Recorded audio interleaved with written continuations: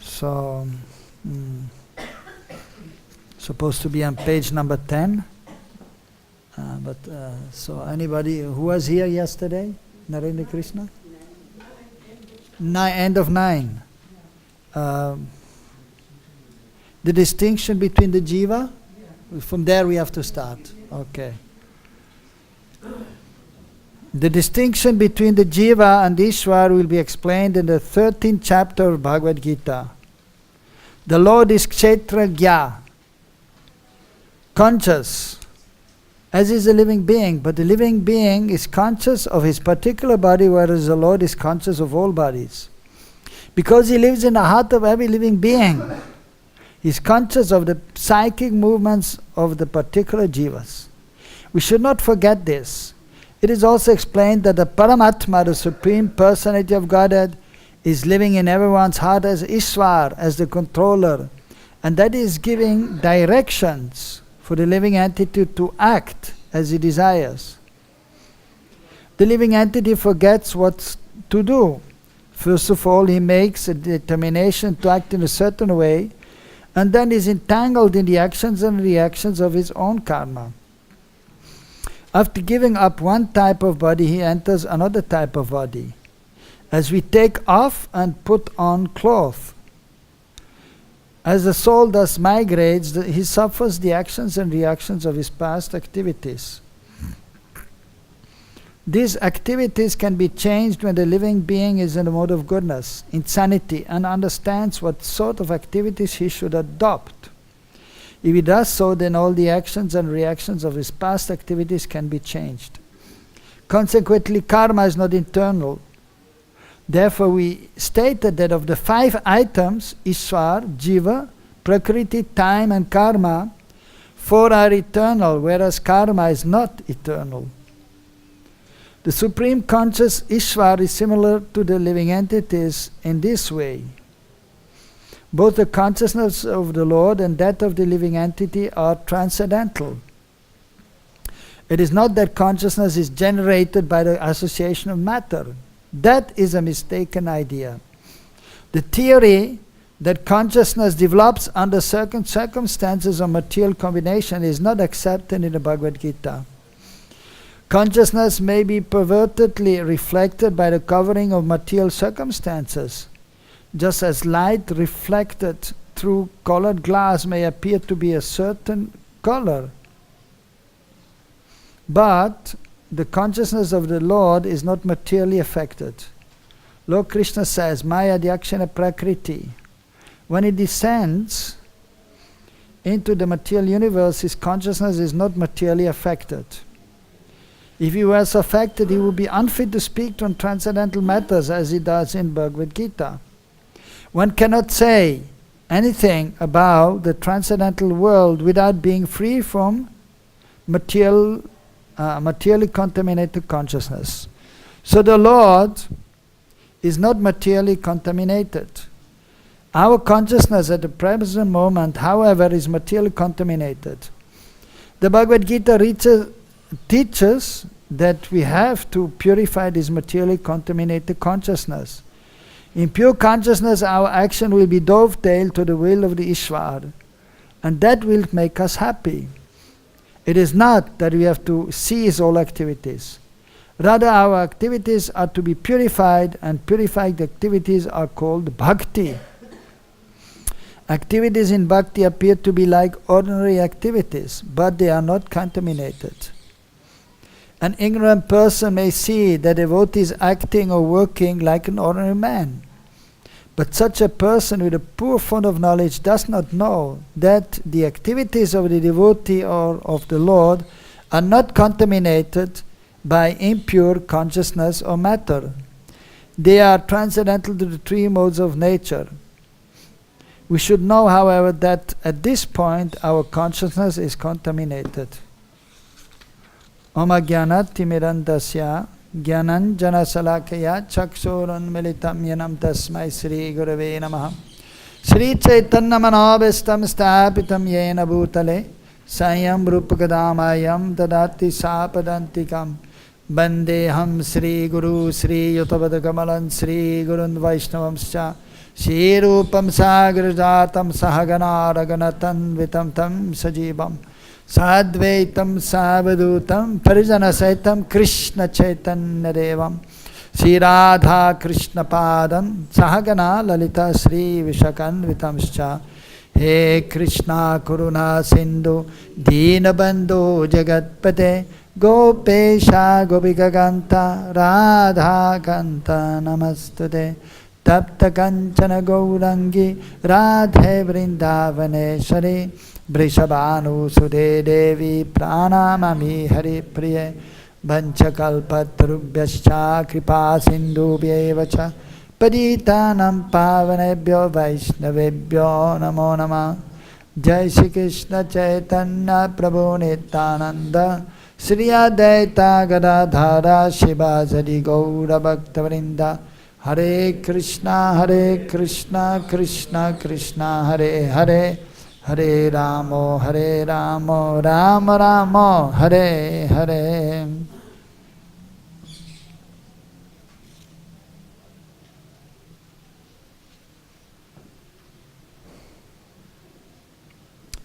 So here in the introduction, Srila Prabhupada is explaining about the Supreme Lord, the Ishvar, Krishna, who is the source of everything, and about the Jiva, the living entity who is part and parcel of Krishna. And so he's explaining that both of them are conscious. The Ishvara, the Supreme Controller, and the Jiva, the living entity. They're known as Kshetragya. Kshetra means the field of activity. So in this case here, Kshetra, so that means to the body, the material body.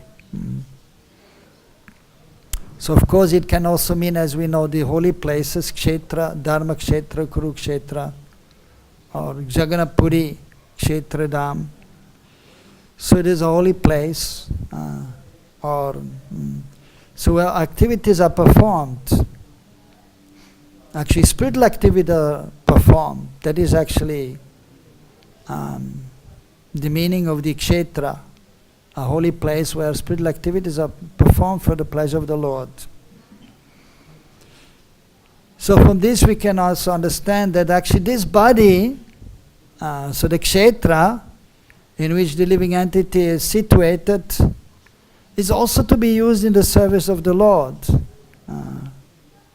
And the living entity, the embodied soul, Kshetragya, who is the knower of this body, if he is intelligent, so he will know about this body, and he will know that is not this body, and he will know that everything has to be used in Krishna Seva, and that he has to think about Krishna, and he has to engage the senses in Krishna Seva. So everything has to be used in Krishna's Seva. So that is the proper situation of the living entity, and that is the proper knowledge. But then there's a distinction there, as Prabhupada is hinting, referring to the 13th chapter or throughout the Bhagavad Gita, even in the 15th chapter, so that the living entity is there, and there are two kinds, as explained in the 15th chapter, the imperishable and then the perishable. So the imperishable, that refers actually to the eternal associates of the Lord, Nitya Siddha. And then the other ones, the perishable, they're actually the Nitya Bhada, who are conditioned. But beyond them, there is a supreme being, that is Parameshwar, Purushottam, the Supreme Personality of Godhead. Purush Uttam, the greatest personality, that is Krishna. And the Nitya Bhada, Nitya Mukta, Nitya Siddha, so they are part and parcels of Krishna. So that is actually this distinction. So the Supreme Lord, He's knowing everything. He's situated in everyone's heart as the Supreme Being, as the Paramatma. As in one of His features, which is only the expanded form of the original personality of Godhead Krishna, who is residing in Golok Vrindavan, and He is the source of everything. And so the Paramatma is an expanded form of the Supreme Being Krishna, and we situated in everyone's heart. But even Krishna, actually, because this is the source of Paramatma, the Paramatma is included in Krishna, He is also indirectly present everywhere, and everywhere. And He can be present anytime and at any place. And for example, even we can see here, of course, we are in Braj, and Krishna performed these wonderful pastimes here, and there are more than 5,000 temples, and in all the temples Krishna is there. And even here all the devotees, I think here most of the devotees, they are actually thinking of Krishna, or they are trying to think of Krishna, Shyam Sundar Gopinath in their heart. Or anybody thinking of somebody else? Maybe Vishnu? Who is thinking of Vishnu in the heart? Who wants to think of Vishnu always? Anybody here? Who wants to think of Krishna, Gopinath, Shyam Sundar? Practically everyone, because He's most sweet, He's very sweet. And He's the source of everyone. So Krishna actually is present in all in our hearts, in everyone's heart. But we have to recognize, and then we have to devote ourselves towards Him with body, mind and words. So, but otherwise, if somebody is not conscious of Krishna, the Supreme Lord, Yashodanand and Gopinath, then the Paramatma, the expanded form, will be there of Krishna, Paramatma, and is guiding all the conditioned souls, even in the, not only in the human form of life, but in animal species also. Even in the trees. So the Paramatma is there. So that is explained here, that is the consciousness is there of the Lord and the living entities, but the Supreme Lord is conscious of everything. He knows everything. Trikalagya, He knows the past, the present and the future. He knows, as explained here by Prabhupada, He knows all the psychic movements of the particular jivas, of all the jivas. So Prabhupada is explaining, we should not forget that. But then of course, as Prabhupada is making a point here, the 5 subject matters are there of Bhagavad Gita. So the Ishvara is there, and then the jiva, and then the Prakriti, the material world, is there. And then the time is there, the time element, past, present and future. And of course in the spiritual realm, so there is no past, it is mentioned, it is ever existing, the time. So of course with the material intelligence it is not possible to understand the Supreme Lord completely, and so what to speak of the time factor also. But even in the spiritual realm, so we can see that the different seasons are there, but they are constantly present. Like the winter season and the summer season are there, and they are continuously present there, ready to serve Krishna. At the same time they are there. And Krishna can go from the winter season to the summer season and to the spring season, Vasant Ritu, any day. So that is the position of the Supreme Lord and His creation. It is unlimited. It is wonderful, adabhut, achintya, inconceivable. So but by the mercy of the Lord and through the mercy of the spiritual master, we can have some knowledge of the Supreme Lord and the spiritual nature. And the more we are situated on the transcendental platform, the more we can understand Krishna and his wonderful pastimes and our spiritual nature and our relationship and the spiritual realm. Everything becomes more and more clear.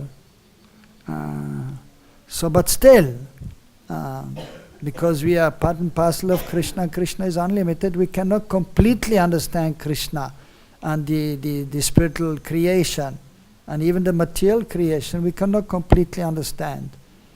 But to some extent, by the mercy of the Lord, we can understand, and that is sufficient. But the main thing is that, as explained also here, that we have to, because it is natural for the jiva to be active, so we have to be active, actively engaged in Krishna service, bhakti, with love, priti, prem, and then we can be engaged in a loving exchange with Krishna, and then we can be fully satisfied.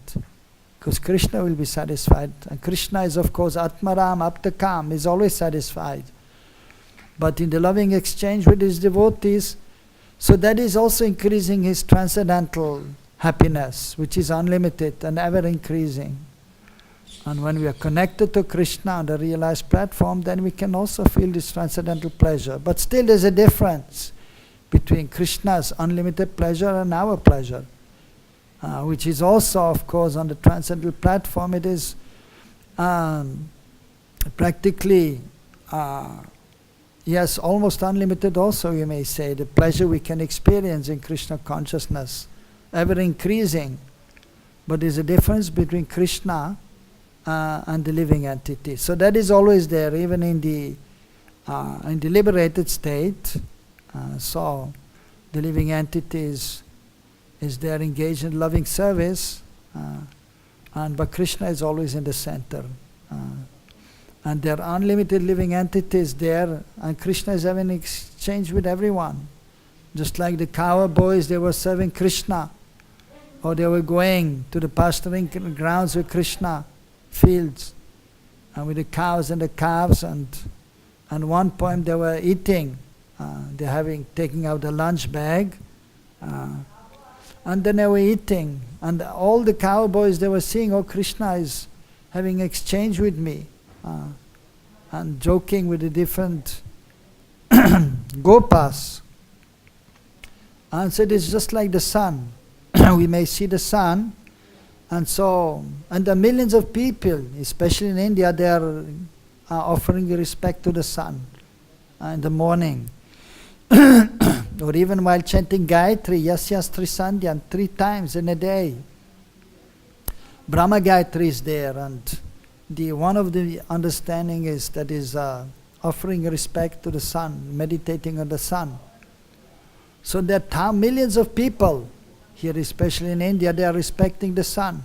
Maybe all at the same time practically, because usually it is in the morning that they will, as soon as they will see the sun, they will offer respect. They will even offer some argya, some water to the sun. And the sun is actually reciprocating with the millions of worshippers. At the same time, they all can feel the sun's rays.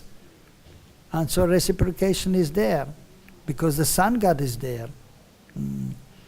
So it is not just a globe giving some light, but the God is there, a sun god, empowered personality, demigod.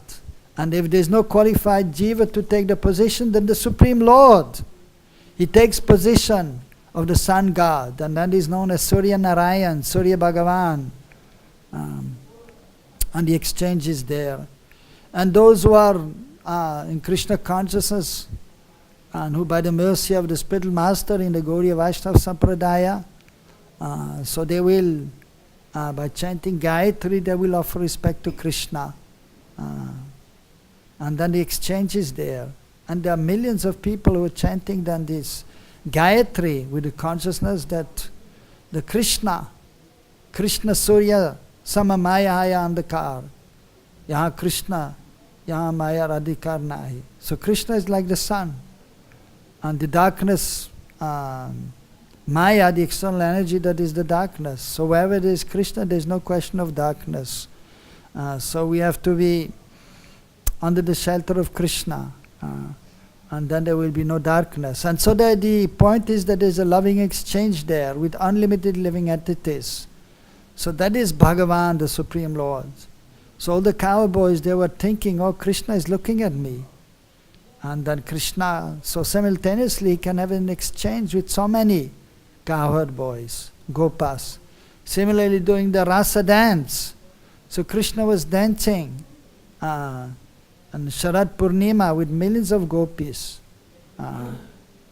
So he was between each gopi, there was one Krishna there. He expanded himself by his potency, internal energy, and then dancing with all the gopis.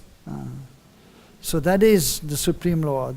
So there is a difference there, and then the jiva. Although then in this, and so Krishna is always sarvagya, he knows everything, and not only kshetragya, as explained here, he knows about these different living entities, but in full, sarvagya. He knows everything, whereas the living entity only knows about his body. So Krishna is making the point here. So, but the Krishna is eternal, so Prabhupada is making the point, and the living entities are eternal. But Krishna is Vibhu and the living entity is Anu. Krishna is unlimited, is great, and the living entity is infinitesimal, very small. But they're all eternal. Satchidananda Swarup, eternal, full of bliss and knowledge. So in personal form. So and then the Prakriti, so of course there's a spiritual nature. Prakriti means nature, and there's a spiritual nature in the spiritual realm. And then there's a material nature here in the material world. But that is a manifestation, of course, the material world of the internal energy ultimately. So, and sometimes it is not manifest, and then it is known as pradhan, and when it is manifested, it is known as prakriti. And even it is explained that so Satchidananda Swarup is there of the Lord, eternity, Sat, so the presiding deity, that is Balaram, and then Chit, the knowledge potency, the presiding deity of that, the embodiment of that, that is Krishna himself.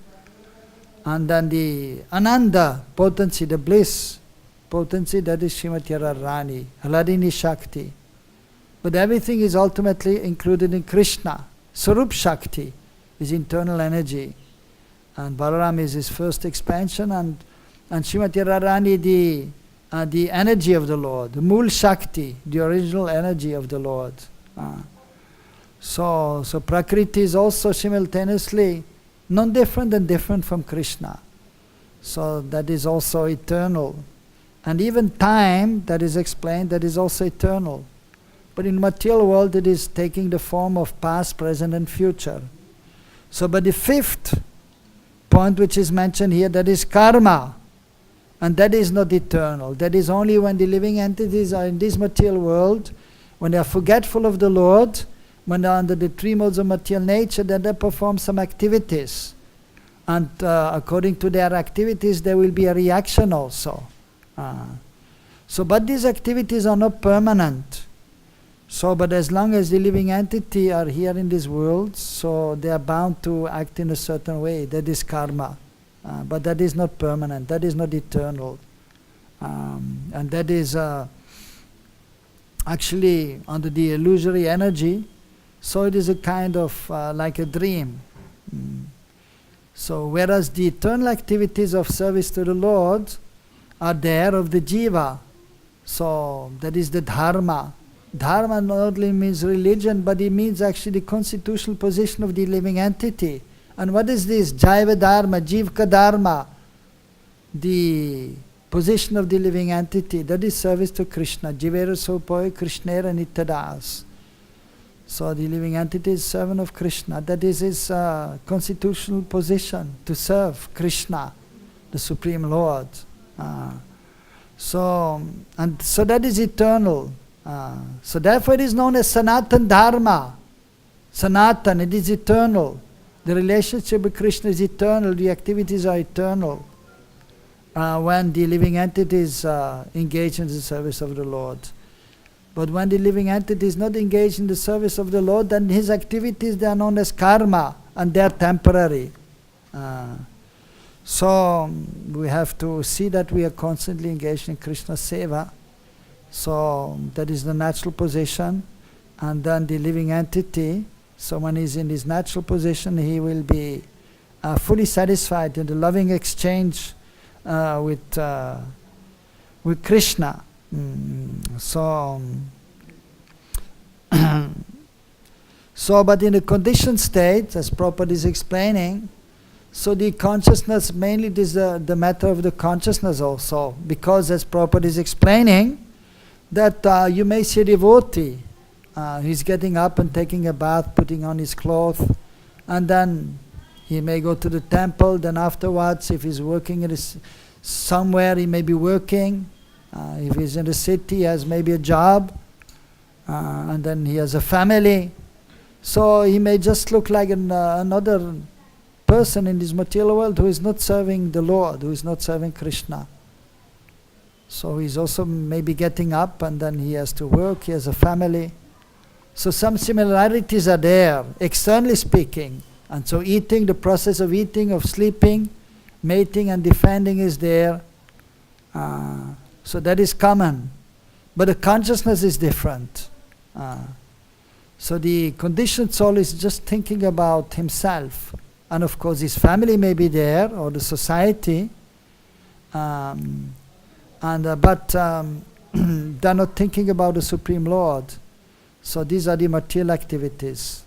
So whereas the devotee are thinking about the Lord, they are serving the Lord, they do everything for the Lord's pleasure. So the consciousness is different. So the devotee are thinking about Krishna, and the non-devotees are just thinking about themselves, directly or indirectly. Although externally they may be engaged in same activities or similar activities to some extent. So Prabhupada is explaining, so we have to change our activities from the material activities to the spiritual activities. So and it starts with the consciousness. So we have to make a choice. Actually every second we can make a choice. Either we surrender to Krishna, we serve Krishna, or we try to think about ourselves, do the things for our own pleasure. But that is not the natural position. But in the conditioned state, so the situation is like that, and even though we may be thinking that we should serve the Lord, but it may not be possible to be always absorbed in that because of the conditioning. But by trying our level best to be always thinking about Krishna and speaking about Krishna, serving Krishna, then in the conditioned state, so the consciousness will be purified, and then the senses are purified, then the activities are purified, and it is only a question of time till we become perfect, till we become pure. So it is simply a matter of time. So therefore, Srila Rupa Goswami has explained in Nectar of Instruction, Utsannischay Darya Tatta Karma Pravatanat Sangatyaga Sato Vrite Sadbir Bhaktir Prasiddhati. So we have to try to become perfect in Krishna consciousness. So, as explained here also in the beginning of this introduction, Swarup Siddhi, so the perfection of our Swarup, realizing our Swarup, known also as Swarup Gat. So we have to endeavor our best.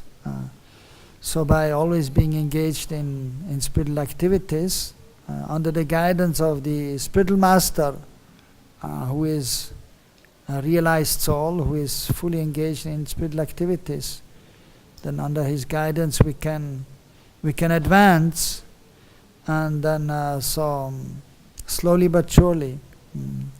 So prasiddhati, so satovrite, so in the association of the advanced devotees. Sangatyagat, so we have to give up the materialistic activities, or the persons who are materialistic, the environment which is not conducive, materialistic, that we have to give up.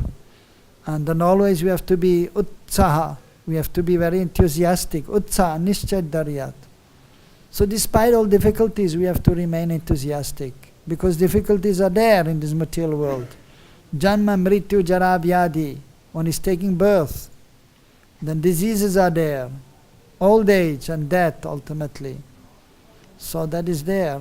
So right from as soon as living entity is coming in this world, so he has to face these miseries of taking birth. And as we know, when the child is taking birth, so it's coming out, it's a very painful situation. Already in the womb is very painful. And then coming out is very painful. And so much so that, of course, the mother is crying and the child is crying. And if the child is not crying, the doctor will slap the child, so that the child is crying and breathing. So, and then the mother is trying to take care of the child, but many times she doesn't know. The child is crying. Why? Difficult. Sometimes baby is hungry, sometimes a mosquito has bitten the child, or something else is bothering. So much suffering is there actually in this material world. But of course, in the material world, there's some material happiness also, but it is very flickering, and it is not permanent. And it is not the real happiness. Real happiness is only Krishna consciousness. So that we have to understand. So difficulties are there, that is the nature of the world. And adibhotik, adhyatmik, adhidaivik. So from the own body and consciousness, and from other living entities, and from the nature, it is too hot or too cold, too much rain, not enough rain, earthquake, so many things, flood. So many difficulties are there. Or some other person is there trying to harm us or steal our money, or so these difficulties are always there. But we have to remain enthusiastic and try to serve Krishna to the best of our ability. Because material life, or the existence in this material world, means it is a struggle. Even materialistic persons, of course, they have to struggle too for gaining something which they want in the material world. So devotees also, especially in the beginning, struggle has to be there. But one has to struggle and remain enthusiastic despite difficulties which are there, which will be there. And nishta, someone has to be fixed. Yes, I have to attain the goal, or try to make as much advancement as possible, and try not to be too much bothered by the difficulties which are there, by the unwanted things in the heart, the anarthas in the heart. But we have to be fixed, nishta. So in the beginning it is difficult, even one is trying to be fixed, but because of anartha, unwanted things, then one cannot be completely fixed. Then it is known as anishtita bhakti. Bhakti may be there and maybe trying to advance nicely, trying one's best, but if the anarthas are there, then it is very difficult to be always fixed. But one has to continue, and eventually one will be firmly fixed, and then one will get one taste for the spiritual activities. So we have to be enthusiastic, we have to be fixed, and we have to be patient, because it will take some time. And tatta karma pravartanat, but we have to be constantly engaged in the spiritual activities, and then we will be successful. Also it is explained the 6 symptoms of surrender. Anukulasya sankalpa pratikulasya varjanam rakshasi sviti visvaso goptritvevaranam tatha karpanya sarvigam sharanagati. So atmanikshepta karpanyam. So one has to be always, of course, enthusiastic, and anukalyasya sankalpa. Whatever is favorable we have to accept, and what is not favorable, pratikul, what is pratikul, unfavorable, that we have to give up, we have to reject. So as explained again by Rup Goswami, Atyahara Piyashashta Prajalpa Niyamagraha. So, too much endeavoring for material things, being greedy for material things, and even prajalpa, unnecessary talk, things not related to Krishna. So these things have to be given up. And then, but then we should have confidence and have the faith that Krishna, Raksha, is always protecting us. So we don't have to fear. And Goptritve, he's just like a father or mother. Krishna Vata Krishna Pita Krishna Pranadan. So Krishna is more than a father and a mother. So because ultimately, by His mercy, we can advance. By His mercy, we get whatever we need in this material world. And also through the spiritual master, who is the representative of Krishna, Krishna Kripa Sri Murti. So through the spiritual master also, whatever we need to advance, we will get. He will tell, and so He will help us in every way. So, but we have to try to surrender. We have to try to take full shelter of Krishna with body, mind, and words. Trying to always think about Krishna, serve Krishna with all our senses. So that we have to try. We have to endeavor, and then Krishna will help us. And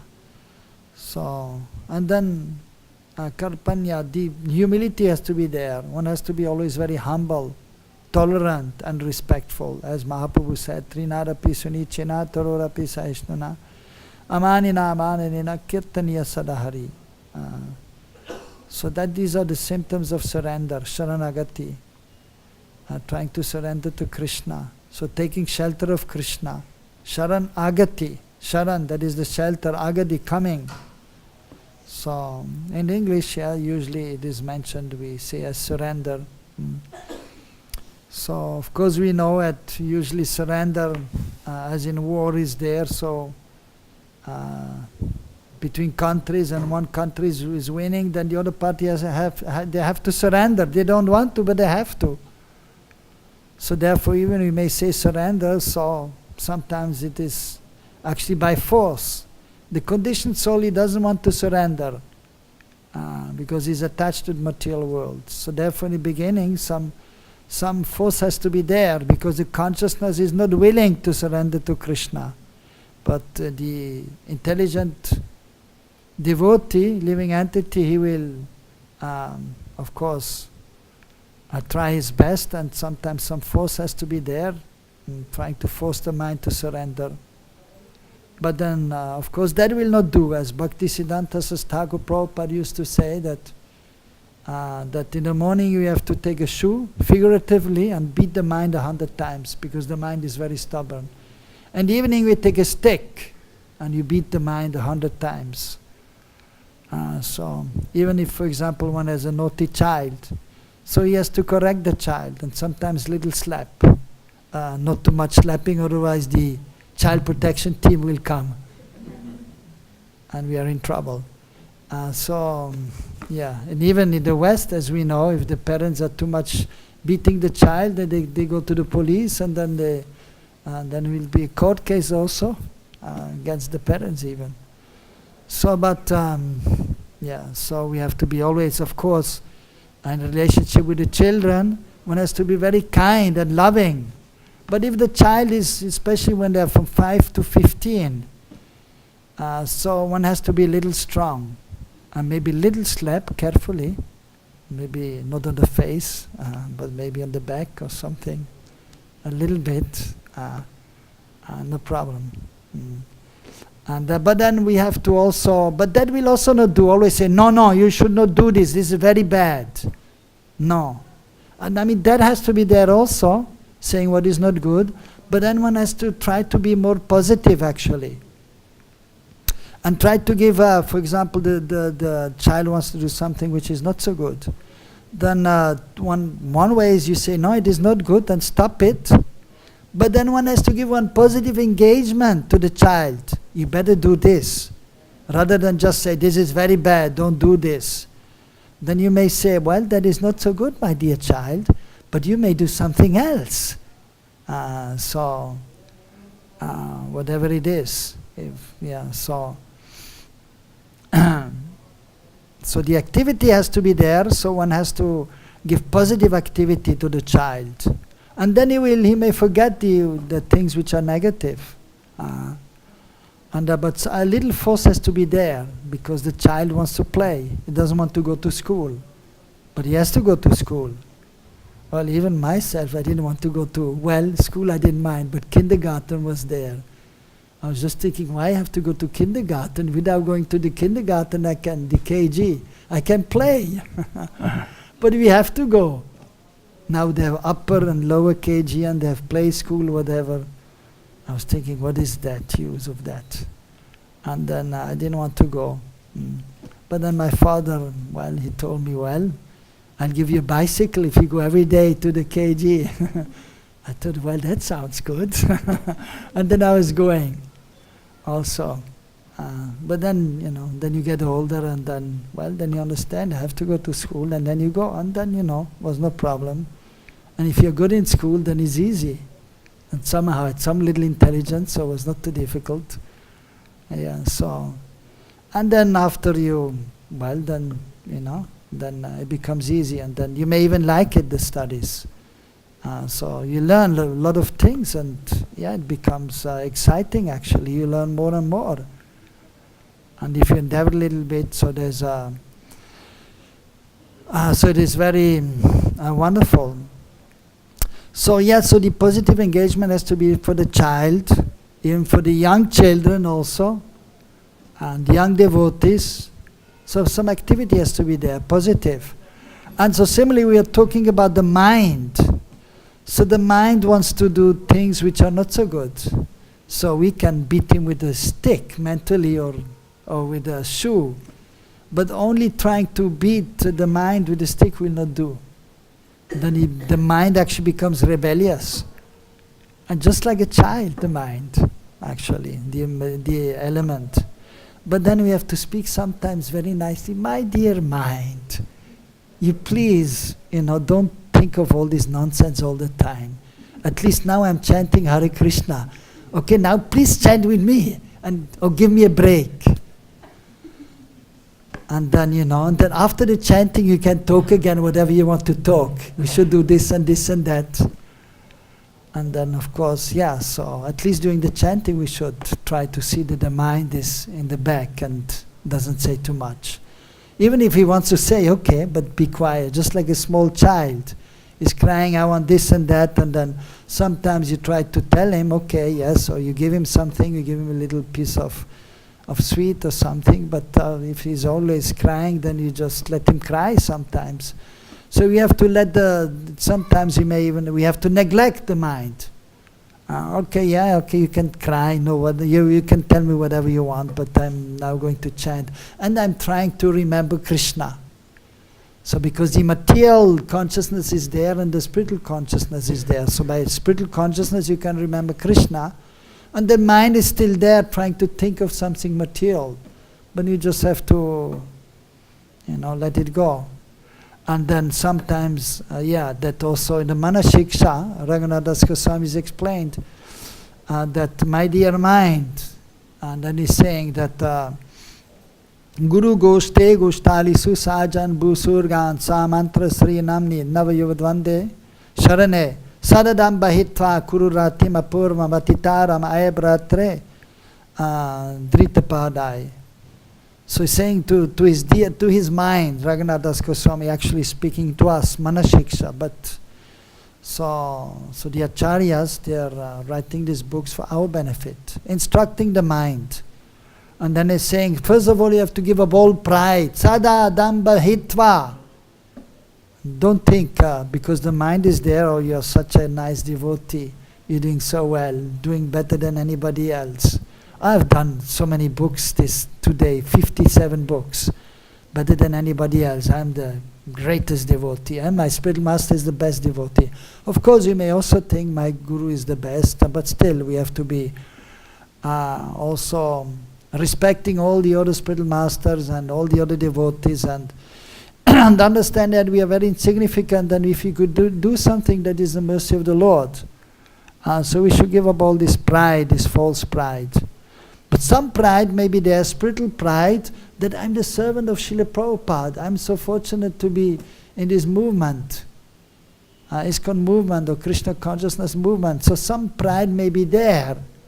So with Krishna in the center, but we should understand we are insignificant. So it is a very fine line, spiritual and material. But if one is intelligent, one can make the distinction, one can understand. And then one has to give up the material pride. So even the gopis, they are proud to be gopis of Krishna. Or they are proud to be servants of Srimati Radharani, like Rupa Manjari, Rati Manjari. Or Radharani, our Swamini. So they have some pride, but it is transcendental. But then I am the best, that has to be given over. I am the best devotee. I am the best servant. No, we are very insignificant. The gopis never think like this. The devotees, no. I am very insignificant. So there is a distinction there. So we should always give this up, the material pride. So material consciousness has to be given up, not the spiritual thoughts, the spiritual desires, the spiritual emotions are there. And but the material, so there's a fine line we have to try to differentiate. And then he's praying, so the point was he's praying to his mind, or saying, Drita Pad, like the mind is, becoming like a demon sometimes. And if not, then, not the best friend. But it is mentioned he's either friend of the enemy. So we should try to make him our friend. So we have to talk nicely to the friend also, the mind. And then my dear mind is saying, I'm begging you. I'm touching Drita Pad, I'm touching your feet. And speaking to you with sweet words. So give up all pride. And then Guru Goshti, Rati, you should have some affection, some love for the spiritual master, Guru. Goshti, that means Vrindavan Dham. Gostalishu, for those who are in Braj.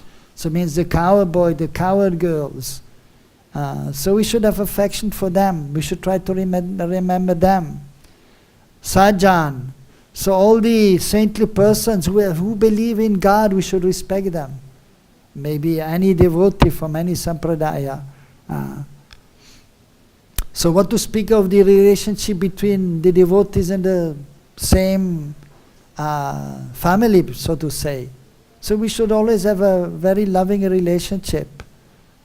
So that is important. And Prabhupada used to say also, your love for me will be shown by how much you cooperate with each other. Many times then it comes to this. Two devotees are there, they have their opinions, and then one devotee thinks, well, is giving his opinion, and he thinks the other devotee should have the same opinion, or should do what I say, what I feel. But we should try to understand what the other devotee wants to say, what he's feeling. So that is cooperation. Try to see what the other person is thinking, feeling, and not just see our view, our what we feel, what we think is right. It's not. We may have our certain understanding, but we should try to even if somebody has another opinion or understanding, we should try to see and analyze. Maybe it is also all right, or maybe have the middle way. Compromise. So that is cooperation. Even if there's some other opinion, we should try to find a middle way or compromise, or so in the spiritual way with Krishna in the center. So Bhusurgan. So we respect all the Vaishnavas. Bhusurgan means the gods of the planet. Bhusurgan. So Bhu means the planet. Sur means the saintly. The Devtas, saintly persons on this planet. So these are referring to the Brahmanas. They are known as Bhusurgan. They are the Devas, the gods of the planets, because they are giving instructions by which we can advance in spiritual life. And then we should take shelter. Sri Namni. Swa mantra, Sri Namni means the holy names. The Maha mantra, Hare Krishna, Krishna Krishna, Hare Hare, Hare Ram, Ram Ram, Hare Hare. Swa mantra then means the mantras which are no different from the Supreme Lord, that is the Gayatri mantra. So those who are fortunate who have received Gayatri, Yasyastri Sandhyan 3 times a day, they should chant the Gayatri. Try to chant the Gayatri nicely. So, and then in this way taking shelter of the Supreme Lord, the divine couple, Sri Radha Krishna, or Sri Chaitanya Mahaprabhu is not different from Radha Krishna. So Raghunadas Goswami is with sweet words is speaking to his mind. So sometimes you have to beat the mind, sometimes you have to neglect the mind, and sometimes you have to preach the mind and speak nicely to the mind. Make friend. So in this way, so we should try to chant nicely and serve nicely and purify our existence, our consciousness, so that we can advance more and more, so that we may attain perfection sooner or later.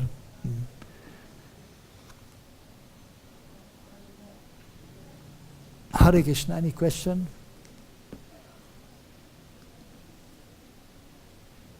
Everything very clear? Yeah. No question? Okay, good. So we stop here. Hare Krishna. Srila Prabhupada ki. So everyone can come and... of course, yeah. So every day is a festival. So we have prasad also. Well, Makra Sankranti is there, so the sun is going in the Uttarayan, so the northern part, and everything is always auspicious for the devotees, and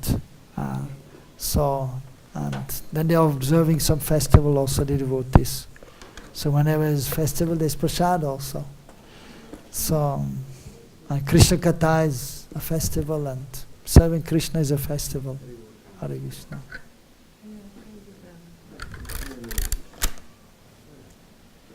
Hare Krishna.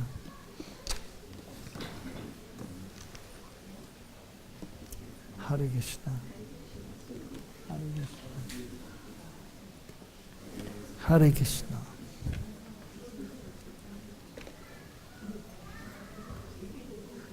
Hare Krishna.